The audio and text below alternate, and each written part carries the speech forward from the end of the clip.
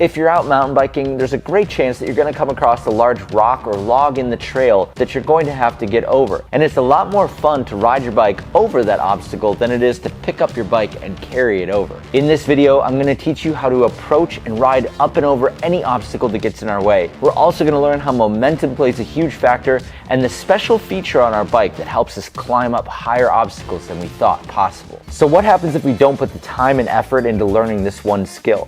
Mountain biking is all about flowing down the trail, and nothing stops that flow faster than having to get off the bike and carry it over an obstacle.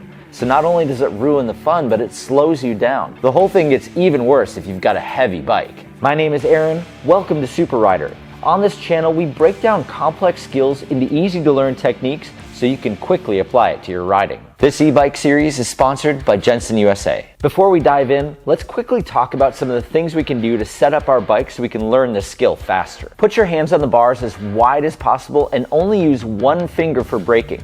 This is going to give us maximum control over the bike as well as the brakes. Next up, drop your seat down and out of the way. The last thing I'd recommend are some flat pedals. There's nothing worse than being locked into your bike when you're struggling with an up and over. I use Deity Death Trap pedals on my e-bike, and I got them for about $50 at Jensen USA, who's actually the sponsor of this e-bike tutorial series.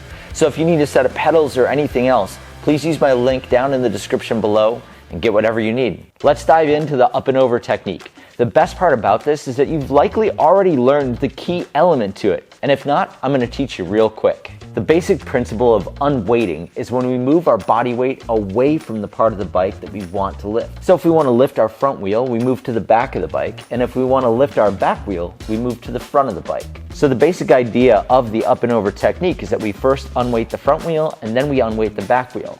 Let's break out each one of those elements and then we'll put them together with timing. Remember that your hips are the MVP of this technique, so focus on moving them fast and far to the back of the bike. That's going to make your front wheel easy to lift. If you want to make the most of your front wheel lift practice, put a line or a stick on the ground and practice your timing with the front wheel lift as you go past it.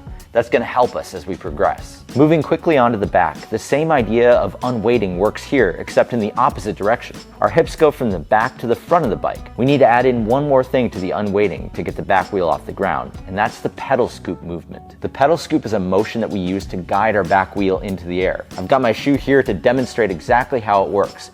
So what we do is we tip our toes down, and then we push back and up to scoop the back wheel up into the air. That down, back, and up motion is what guides the back wheel up. The pedal scoop will get you there as long as your body weight is in the front of the bike. So now let's combine the two unweighting motions together on flat ground. Roll slow and lift your front wheel, and then as soon as you land, rock your weight forward on the bike and begin the back wheel lift. Once you get the rocking motion figured out, throw a stick back in the mix and work on your timing up and over it. Spend some extra time working on dialing in this rocking motion. This is the secret sauce of the up and over technique. While you're practicing that, I want to give you a quick heads up that every Monday I've been sending out a newsletter with my favorite mountain bike videos, news from the bike industry, and some skills to practice. There are tons of really cool mountain bike videos all over the internet, but if you want to start your Mondays with the best videos on the internet, hit the link down in my description and join the Super Rider newsletter. Okay, back to the technique.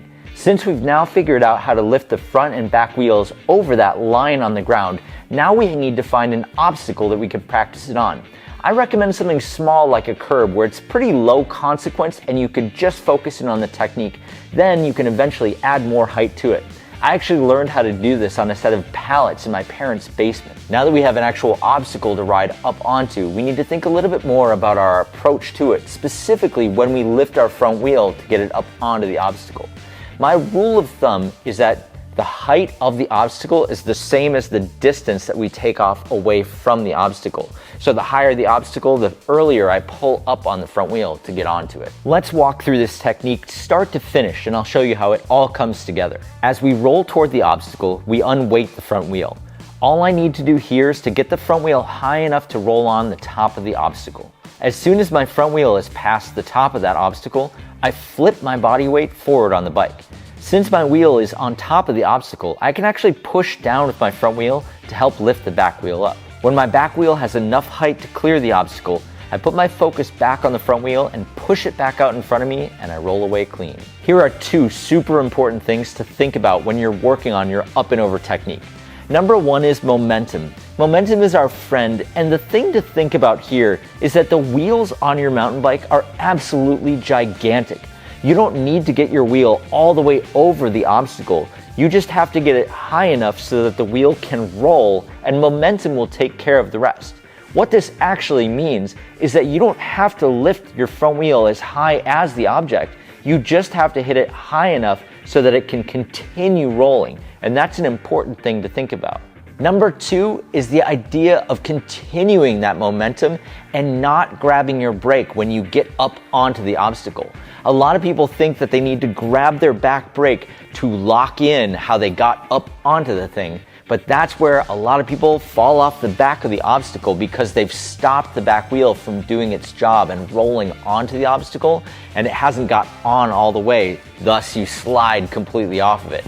So keep your hands off the brakes and let your bike roll over the obstacle. Now that you understand the basics of that front to back wheel switch, you can begin to practice this on taller and taller obstacles.